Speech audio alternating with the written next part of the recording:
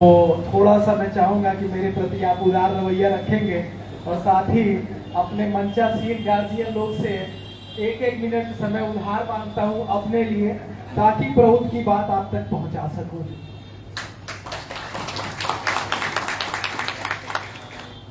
भारत के चुनाव आयोग द्वारा पंजीकृत ओरिजिनल या मूल कहने का हमारे यहाँ प्रचलन है, तो ओरिजिनल या मूल पीएसएस के निवर्तमान राष्ट्रीय अध्यक्ष महेंद्र प्रताप सिंह जी, वर्तमान राष्ट्रीय अध्यक्ष दिलीप सिंह सागर जी, निवर्तमान केंद्रीय महासचिव सुशील रंजन जी, वर्तमान महासचिव ध्रुव नारायण जी, राष्ट्रीय उपाध्यक्ष सूरज प्रकाश जी, पीबीआई के राष्ट्रीय अध्यक्ष प्रोफेसर ए.के. भास्कर जी, अंगिका समाज के केंद्रीय महासचिव सकल देव जी, बाकी सभी समाजों के नाम आपके याद हैं, लेकिन समय की बाध्यता है। तो अंगिका समाज, आम्रा बंगाली समाज, अवध समाज, मगही समाज, मिथिला समाज, छत्तीसगढ़ी समाज, नगपुरिया समाज, भोजपुरी समाज और अन्य समाजों से आए हुए कौशल समाज, उत्कल समाज, आप सभी का हृदय से आभार भी व्यक्त कर रहा हूं। नमस्कार, अभिनंदन इस सभागार में। भारती जी ने बात शुरू की थी 6 साल 5 महीने पहले, लेकिन मुझे याद नहीं कि उनको और अजय जी को दिन याद है या नहीं है, लेकिन मुझे दिन याद है। वो दिन भी 21 और 22 था। 21 और 22 सितंबर को इसी कटिहार की पावन भूमि पे हम जमा हुए थे और तब मार्गियों का महासमागम था। तब भी हमारा जो संगठन है उस कार्यक्रम के खिलाफ था, विरोध था। आज जब प्रोटेस्टों का समागम हो रहा है, फिर हमारे खिलाफ विरोध और विश्वभवन हो रहा है। इससे न हम घबराए थे न घबराने वाले हैं। यहां पे एक बात है कि प्रौत प्रणेता के आगमन का लक्ष्य क्या था। तो प्रौत प्रणेता के अलौकिक और दैवीय आविर्भाव का लक्ष्य था तंत्र साधना की महत्ता को स्थापित कर भक्ति की गंगा बहाना और पूरे विश्व को एक मानव समाज के सूत्र में पिरोना। और उसके लिए हमें ब्रह्मास्त्र क्या दिया? हमें ब्रह्मास्त्र दिया प्रौत, प्रगतिशील उपयोग तत्व। प्रगतिशील उपयोग तत्व हर मनुष्य के, चाहे वो भारत का हो, अंगिका का हो या अमेरिका का हो, भोजपुर का हो या रायपुर का हो या फिर आपके फिनलैंड या आयरलैंड का हो, हर मनुष्य के सामाजिक आर्थिक समस्याओं का निदान प्रभु देता है। और जो दर्शन आपको निदान देता है, त्राण देता है, उससे जब आपके जीवन में सुख समृद्धि आती है तो आप अपने आप जुड़ने लगते हैं।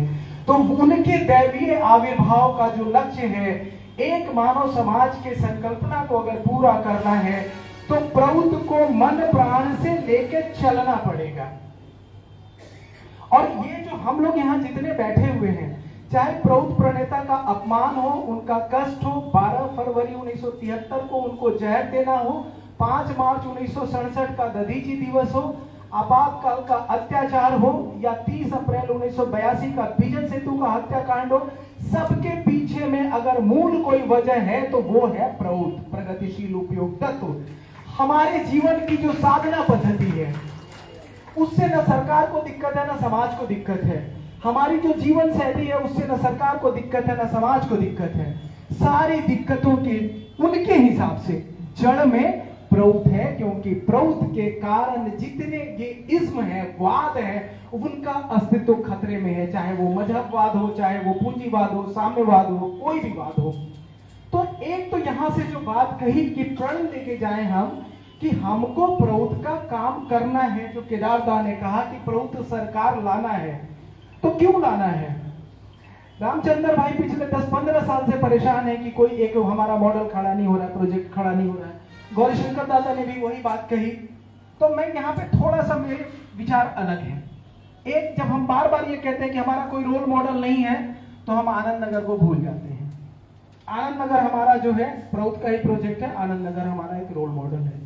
दूसरी बात, ये जो पूंजीवादी व्यवस्था है उसमें आप प्रौत के कोऑपरेटिव मॉडल को अपना नहीं सकते हैं। जैसे ही सरकार को पता चलता है, सहकारिता के नियम बदल दिए जाते हैं। आप केदार जी से मिलकर बात करेंगे। उड़ीसा में जब एक व्यक्ति ने प्रौद्ध के आधार पे कोऑपरेटिव व्यवस्था बनाने चलाने की कोशिश की, तो वहां पे उड़ीसा की सरकार ने सारे नियम कानून चेंज कर दिए।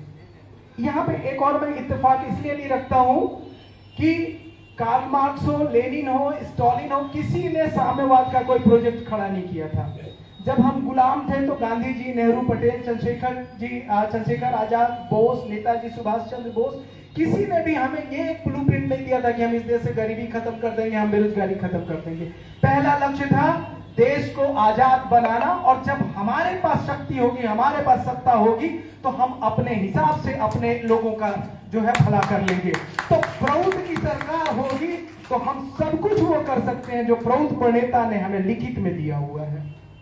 तो एक अगर ये हम प्रण ले लेना कि हमको प्रौद्ध के लिए आगे बढ़ना है, तो मैं ऐसे कोई वजह नहीं देखता कि हम प्रौद्ध को समाज में लागू नहीं करें।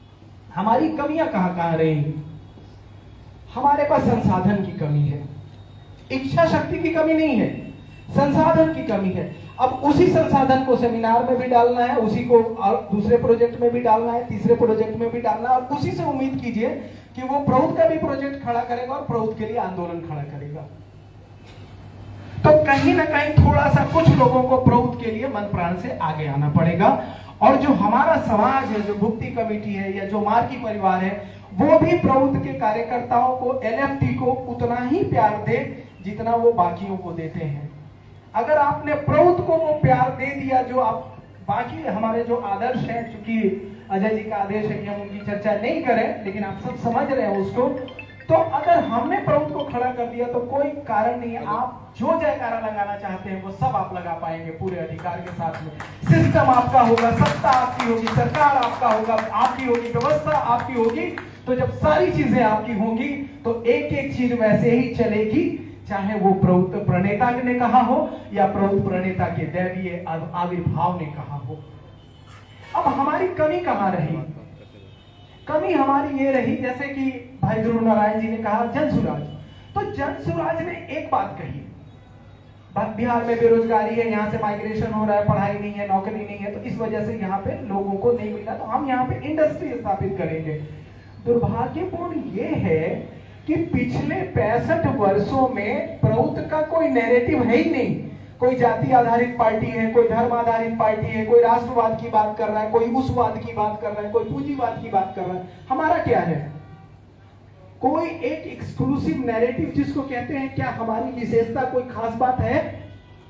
हम सब चीज का घालमेल करके चुनावी घोषणा पत्र बना देते हैं। कृषि को उद्योग का भी दर्जा मिलना चाहिए, बेरोजगारों को काम मिलेगा, युवाओं को ये मिलेगा, सब मिलेगा, बट हमारी कोई विशेष पहचान नहीं है प्रौद्ध को लेके।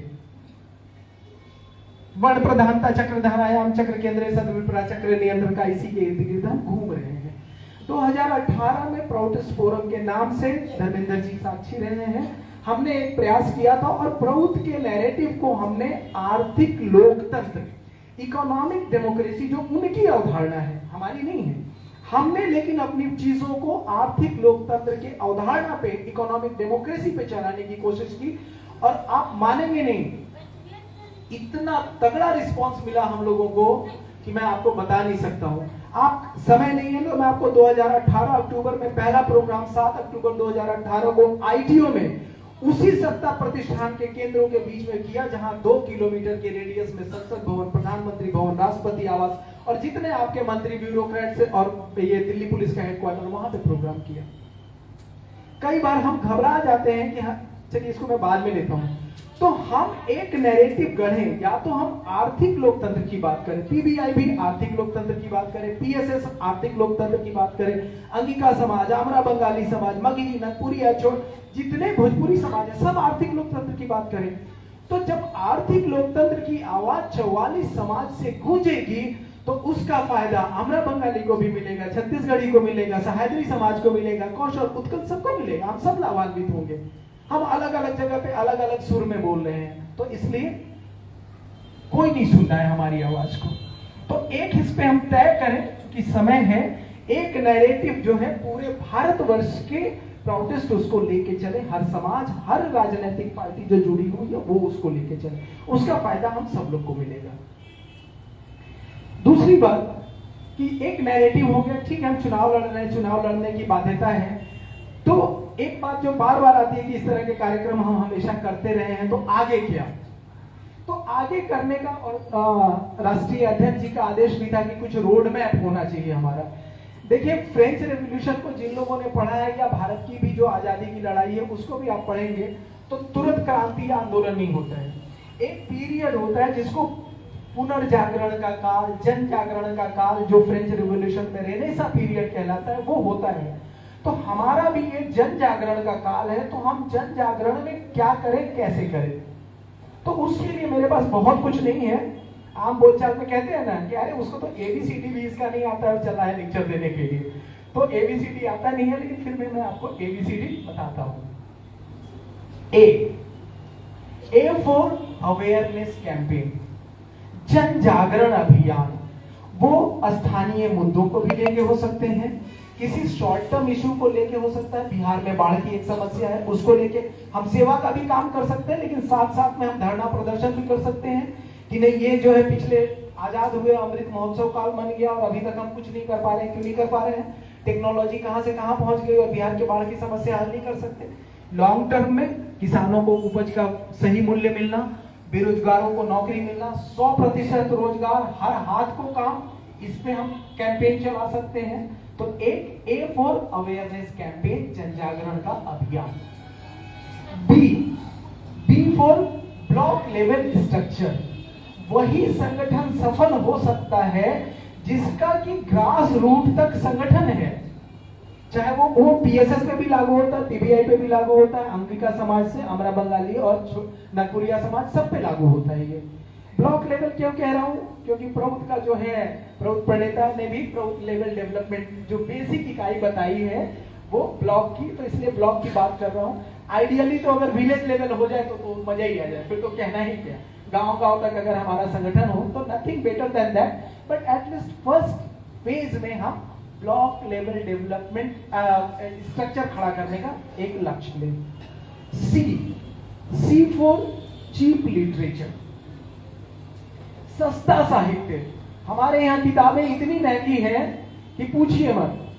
तो ये जो सस्ता साहित्य है वो स्थानीय भाषा में हो, मगही वाले मगही में दे, भोजपुरी वाले भोजपुरी में दे, जहां तक संभव हो जो हम छोटे लिटरेचर हैंडबिल फ्री बांट सकते हैं फ्री बांटे।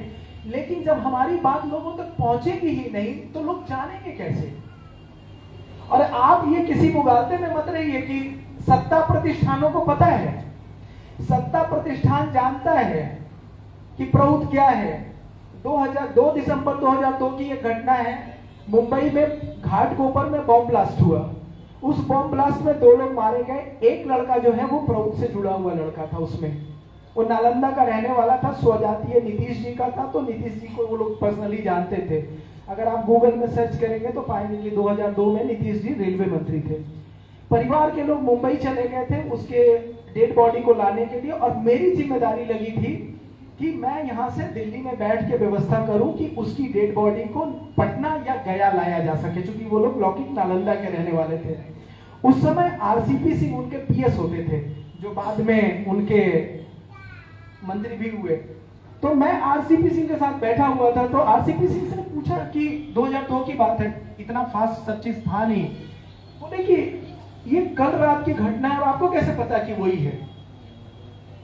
तो प्रौद्ध के मैगजीन में मैं उस समय मैनेजिंग एडिटर में काम कर रहा था, तो मैंने अपना कार्ड निकाल के बताया कि ये जो है वो लड़का भी प्रौद्ध में काम करता था। And the moment he saw, card को जैसे ही देखा, आरसीपी सिंह के पहले शब्द क्या थे? अच्छा, आप आनंद मार्गी हो। तो सत्ता प्रतिष्ठान जानता है, सत्ता प्रतिष्ठान आपको रोकने का काम करेगा, आपके राह में बाधा खड़ी करने की काम करेगा। इसीलिए अवेयरनेस कैंपेन को आप सशक्त कीजिए, अपने संगठन को जितना नीचे ले जा सकते हैं ले जाइए, और उसके लिए एक सशक्त माध्यम है चीप लिटरेचर। ज्यादा से ज्यादा लोगों तक स्थानीय भाषा में आप पहुंचाएं, जैसे कि आमरा बंगाली के लोग बंगला भाषा के अंदर में ही अपना प्रचार प्रसार करते हैं। और डी, डेडिकेटेड कैडर। आज जिसको भी आप देख रहे हैं कि आज वो पार्टी बहुत बड़ी बनी हुई है, तो उसके पीछे जो सबसे बड़ा हाथ है वो उनके प्रचारकों का है। अगर डेडिकेटेड कैडर नहीं होगा तो आपके पास तो है ना, प्रौढ़ प्रणेता का आशीर्वाद है, प्रौढ़ प्रणेता के द्वारा दिया हुआ अकाट्य दर्शन है, सब कुछ होते हुए भी हमारी गति क्यों रुकी हुई है? क्योंकि प्रौढ़ के लिए न तो मूल संगठन के किसी भी धड़े को न तो दर्द है, न वो करना चाहते हैं। तो हम लोगों को अपने अंदर से निकालना पड़ेगा कि डेडिकेटेड कैडर, और डेडिकेटेड कैडर का मतलब हो कि कम से कम वो प्रौढ़ के जो बेसिक नॉलेज है उसके बारे में वो बिल्कुल जानता हो, वो जिंदाबाद मुर्दाबाद करने वाला कार्यकर्ता नहीं हो। और जो गौरीशंकर दादा ने कहा कि हम समाज में जवाब नहीं दे सकते हैं, तो हमारा कार्यकर्ता उस मेडिकल रिप्रेजेंटेटिव की तरह तैयार होना चाहिए जो अपने प्रोडक्ट के बारे में सब कुछ जानता है। तो ज्यादा से ज्यादा हम ट्रेनिंग प्रोग्राम चलाएं, कैडर ट्रेनिंग प्रोग्राम। तो यही है ABCD, और इसमें दो चीजें और जोड़ देता हूं और करके अपनी बात समाप्त करूंगा, E और F। E और F में क्या है? E है इफिशिएंट प्लानिंग एंड एग्जीक्यूशन। अंग्रेजी में एक कहावत है कि अगर आप कोई if you do anything meticulously half the battle is वोन। अगर आपने किसी चीज की प्लानिंग बहुत अच्छे तरीके से कर ली है तो आपने आधा युद्ध जीत लिया। तो किसी भी कार्यक्रम को हम लेके चले, छोटा हो बड़ा हो, हमारा एक साधारण प्रदर्शन हो या हमारा ट्रेनिंग प्रोग्राम हो, उसको हम एफिशिएंटली प्लान करें, उसके लिए फंड कहां से आएगा, सारी चीजें हम करें। और last but not the least, F for finance. अब फाइनेंस को भी लेके दो चीजें हैं। बहुत लोगों का यह मानना है कि पैसा नहीं होगा तो काम नहीं होगा। मैं उल्टी विचारधारा वाला हूं, काम होगा तभी पैसा आएगा। मेरी शक्ल देख के कोई क्यों पैसा देगा मुझे? भाई मैं ईमानदार हूं, नैतिक हूं, मैं प्रौढ़ दर्शन को लेकर चल रहा हूं, प्रौढ़ प्रणेता का झंडा लेकर चल रहा हूं, तो इस नाते समाज हमको पैसा क्यों देगा? तो जब हम समाज के सुख दुख में खड़े होंगे तो समाज फिर हमारे सुख दुख में भी खड़ा होगा, हमारे संघर्ष में खड़ा होगा। तो और एक छोटी सी घटना बता के बात को समाप्त करता हूं। जब 2018 में प्राउडिस्ट फोरम का पहला प्रोग्राम हमने 7 अक्टूबर 2018 को किया ITO में, जो लोग दिल्ली को जानते हैं वो जानते हैं कि ITO जो है दिल्ली का हार्ट है। उसी हार्ट में एयर कंडीशन हॉल में जो कोई भी प्रोफेशनल कंपनी या ऑर्गेनाइजेशन जिस तरह से प्रोग्राम करता, उसी स्केल पे हमने प्रोग्राम किया था, अपने चादर से खूब ज्यादा पैर फैला के। और नतीजा क्या हुआ? प्रोग्राम सुपरहिट था, लेकिन हम 30,000 रुपए के डेफिसिट में थे। शाम को बैठे, प्रोग्राम के बाद जश्न मनाया कि प्रोग्राम बहुत अच्छा हुआ, लेकिन पूरी उसके बाद न खाता न कहीं, तो देखना तो पड़ता है। तो 30,000 के नेट लॉस में थे। फिर हुआ कि कवर कैसे होगा, क्योंकि देनदारियां थी। तो हुआ कि अच्छा, मान लो कि आप दिलीप दादा को जानते हैं, इनको जानते हैं, तो इनसे 500 ले लेंगे, इनसे 1000 ले लेंगे। वो आंकड़ा भी 5,000 से ज्यादा नहीं पहुंचा, 25,000 का फिर डेफिसिट। फिर हुआ कि नहीं यार छोड़ो अब ये सब, आज का प्रोग्राम सुपर हिट है, चलते अपने अपने घर को, देखा जाएगा कि कैसे होगा। वो 25,000 रुपए अपनी ही टीम में से किसी ने डोनेट कर दिया, हमने सारे बिल्स वगैरह क्लियर किए, घर गए शाम। और वो प्रोग्राम पूरा का पूरा हमारा 2018 में भी लाइव था, फेसबुक पे पूरी तरह से ऑनलाइन जा रहा था। शाम को मैं घर पहुंचा हूं, एक किसी का फोन आता है, बोले अरे राजेश तुम तो बड़े आदमी हो गए। बोले मैंने दादा ऐसा क्या कर दिया, मैंने गलती क्या हो गई मेरे से? बोले यार प्रोग्राम तो तुम्हारा सुपर हिट था। बोले हाँ प्रोग्राम तो सुपर हिट था। बोले तेरे से मुलाकात कब होगी? मैंने बोला आपकी तरफ मुझे कल आना है, अगर आप फ्री हो तो बोले हाँ आना है, मैं फ्री हूँ, तू आ जा कल मेरे पास। मैं गया उनके यहाँ पे, लंच सुबह किया, खूब बातें की, लास्ट में चलने लगा, एक लिफाफा उन्होंने पकड़ा दिया। अब लिफाफा देख के तो समझ में तो आ ही जाता है, गाय को तो पता चल जाता है कि घास है इसके अंदर में, मुझे भी पता चल गया, लेकिन कितना घास है ये नहीं पता था। अब उनके सामने खोल के देख भी नहीं सकता था। घर आया 20,000 रुपए, जो मैंने दूर दूर तक मैंने क्या, हमारी पूरी टीम ने नहीं सोचा था कि 20,000 रुपए कहीं से इकट्ठा आएंगे। तो पैसे को लेकर आप मत घबराइए। हमारा संगठन, हमारे जितने एसेट्स आज खड़े हैं, जागृति से लेके जितनी भी चीजें हैं, हमारे पास कभी ऐसे पैसे नहीं दिखे, कभी ऐसे हमारे पास पूंजीपति या पैसे वाले नजर नहीं आए। लेकिन न हमारा काम रुका था, न हमारा काम रुका है, न हमारा काम रुकेगा। बस एक जिद, एक इच्छा शक्ति लेके चलना है कि नहीं, जब तक छोड़ेंगे नहीं तब तक छोड़ेंगे नहीं। तो इस पूंजीवादी व्यवस्था को छोड़ना है प्रौत का झंडा फहराना है, विजय के उस पताका को प्रौत प्रणेता के श्री चरणों में अर्पित करना है कि देखो तुम्हारी शक्ति से, तुम्हारे दिए हुए दर्शन का झंडा हमने समाज में फहरा दिया। और ये मैं सिर्फ लफ्जबाजी या सिर्फ अपनी कहानी नहीं सुना रहा हूं, मैं आपको आश्वस्त कर रहा हूं कि प्रौत के लिए जब जहां जैसी जरूरत पड़ेगी आप मुझे बता देना। अगर दूसरे जगह कमिटमेंट नहीं है तो आपके यहां मैं पहुंच जाऊंगा, आपके दरवाजे पहुंच जाऊंगा। मुझे बुलाने के लिए प्रौत प्रणेता ने परिवार को इतना सक्षम रखा है कि कहीं भी आने के लिए भारतवर्ष में, नेपाल तक में आपको एक चवन्नी मुझे मदद करने की जरूरत नहीं है, मैं आपके दरवाजे पहुंच जाऊंगा।